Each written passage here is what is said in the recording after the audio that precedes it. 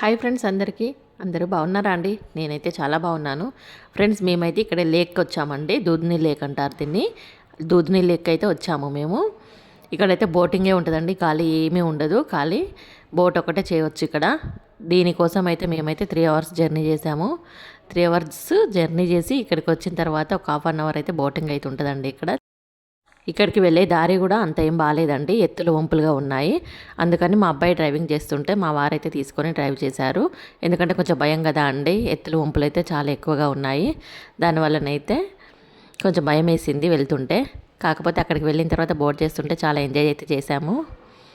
చిన్న విలేజ్ అండి, ఇక్కడ ఇల్లు కూడా కొన్ని చాలా తక్కువగా ఉన్నాయి. వీళ్ళు ఇళ్ళలోకి వెళ్ళాలన్నా కూడా ఇక్కడ బోట్ చేసుకుంటూ నది అవతలకి వెళ్ళాలంట. చిన్న విలేజ్ అంట. మాకు బోట్ నడిపే అతనైతే మొత్తం స్టోరీ చెప్పాడు ఈ లేక్ది. ఇక్కడ 70 బోట్స్ ఉన్నాయంట.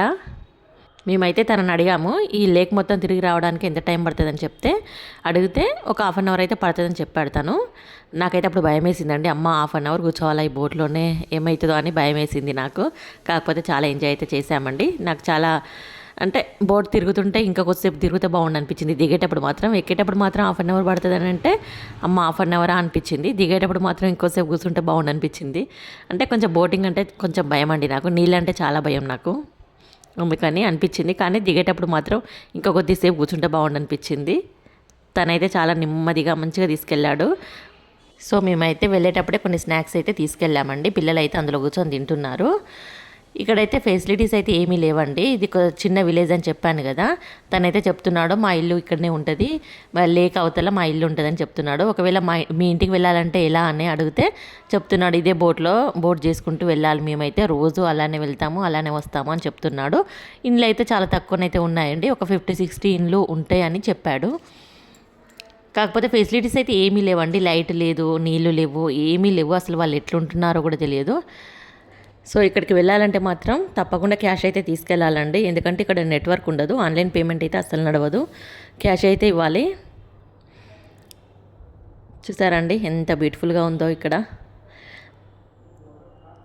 తనైతే బోట్ నడుపుతూ ఉన్నాడు. ఒక రోజుకు ఒక 3 రౌండ్స్ అయితే ఇలా వస్తాయంట. అంటే ఒక 70 బోట్స్ అయితే ఉన్నాయని చెప్పాడు తను. 70 బోట్స్ ఉన్నాయి, నాకు ఒక 3 రౌండ్స్ అయితే వస్తాయి నా వంతు అని చెప్పాడు. అంటే మేము అడిగామన్నట్టు అంత స్టోరీ అయితే అందులో కూర్చొని టైంపాస్కి ఏం చేస్తామండి, తనతో మాట్లాడుకుంటూ అలా దాని గురించి తెలుసుకుంటూ వాళ్ళ జీవిత చరిత్ర గురించి తెలుసుకుంటూ అలా టైంపాస్కి అయితే వెళ్ళామండి.